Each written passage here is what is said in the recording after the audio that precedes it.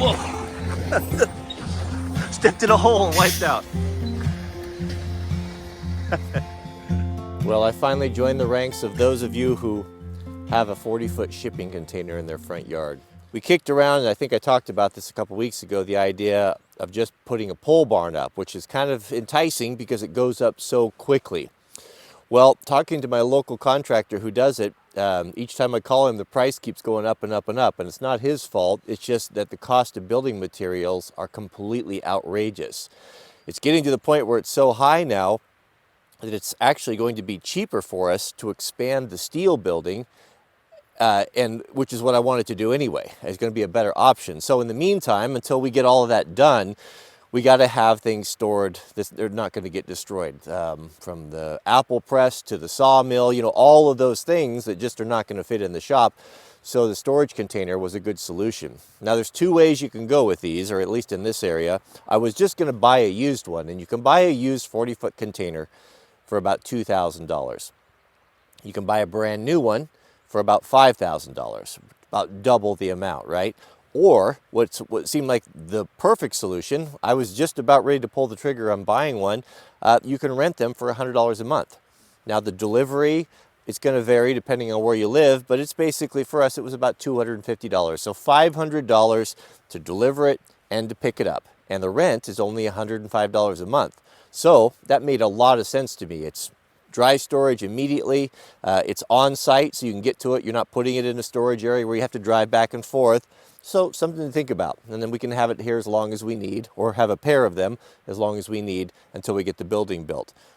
Let me show you how they dropped it off the trailer, and the way it worked was really fascinating. I think you'll like it. And then we'll go over to the site building and we'll talk a little bit about the future plans for the shop.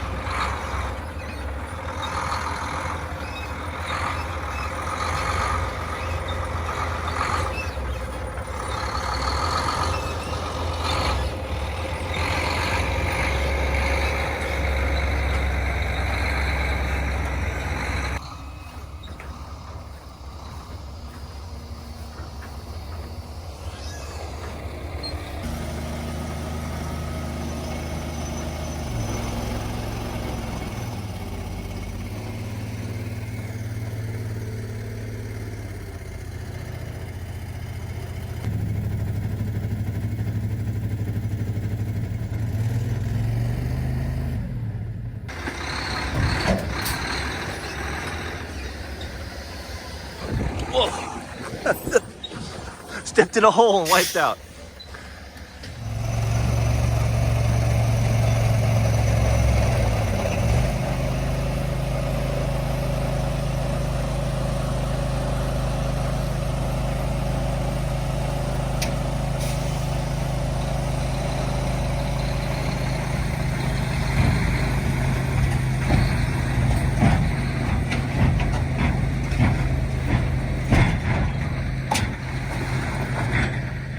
Simple as that.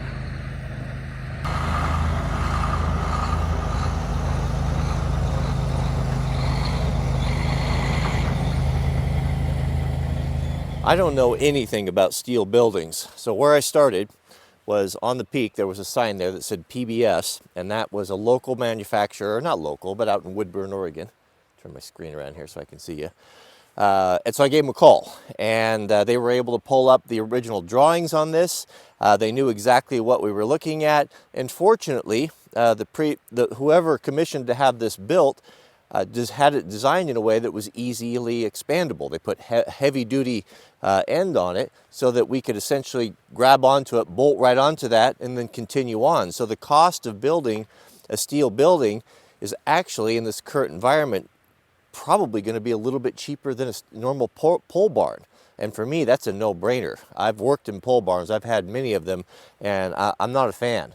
Great for equipment storage, great for goats and chickens, not great for a shop where you want to keep things dry and heated, right? So that's a solution. What we're going to be able to do is put a 40 by 40 here, and we're working on the engineering right now. And what the plan is they're going to get the concrete plan to me, and then I'll have the concrete put in right here. it's pretty substantial concrete. You'll have to have thick ends on it where the footings, for the footings, and I don't know, I haven't seen it yet, but we'll get that poured. And then they said maybe by September or the end of October, we might be able, or early November, we might be able to have the building done. Interesting, the steel cost on these buildings is about a third the construction cost. It breaks up into 3 categories just as a rule of thumb. A third of the cost goes to the steel, 1/3 to the concrete, and 1/3 to the labor doing all the installation. So let's go over to the front. I'll show you kind of what I'm thinking, and then we'll wrap it up. This side here with the big door is the west elevation. And as you can see here, the way that the land was all graded, it's all clear to me now. It obviously was made to expand, which is really going to make it easy and simple. There's minimal excavating. We don't even have to change the apron, maybe lower it a little bit, but quite simple. So the idea, I think, here is we'll bolt on to the side of this and then come over and add another 12 by 12 door to go into the other side. Now on the inside, we're going to do something a little bit different so we don't have to heat a huge 40 by 80 space. Here on the inside, this is the south elevation, and I think what we'll do is cut in a door right here. It doesn't have to be super big, something that's going to be insulated, that's going to be big enough for the forklift to be able to run in and out.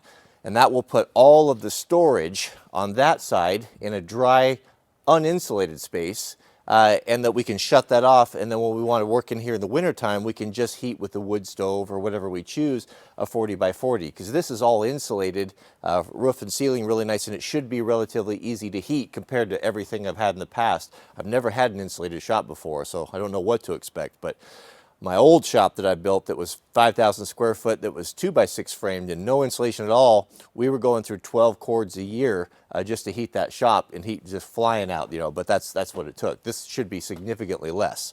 So that would be the idea, to pass through, or you can come in from the outside and just keep it simple, and that will keep costs down too, not having too many doors. That's really about all I had. I just wanted to give a quick update on the shop. There were some questions about the pole barn and what direction we were going to go, and as of today, that is going to be the direction. A lot of folks have been not real happy with the content of late, wanting to get back to the way things used to be, and more fix-it projects and hands-on things, and I do too, trust me, but this stuff all takes time. Homesteads are not built in a day. Fences, gardens have to be put in, but there's a lot of logistics, and I can't even begin to touch that. We're not even moved in yet. We're full-time moving and trying to get the house set up. I'm trying to produce as much content as I can that's somewhat watchable, sharing the process as I go along. So we will be getting back to that, and I do apologize for the way that it is. It's just I'm swimming as fast as I can, and things just move slow. These are massive projects. If I were to crowdsource and I could hire contractors or hire people to do all these things, that would be a whole different deal, but that's not what I'm about, and that's not what I want to do. It's not your responsibility to pay for it. I produce content, it's my responsibility, right? It's your responsibility you pay with your time by watching.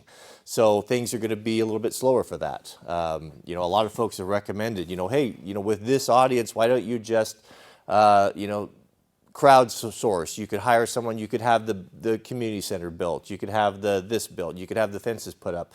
No, I'm not going to do that. I just don't feel right about that. I think it's my idea, and it's between God and I. It's our responsibility to come up with it, And I've always told God about this in our conversations, that I'll go where you want me to go.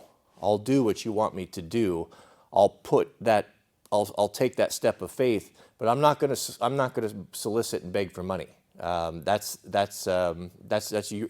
I always put that on Him. Like, I'll give you my time, I'll give you my trust and my belief and my faith in you.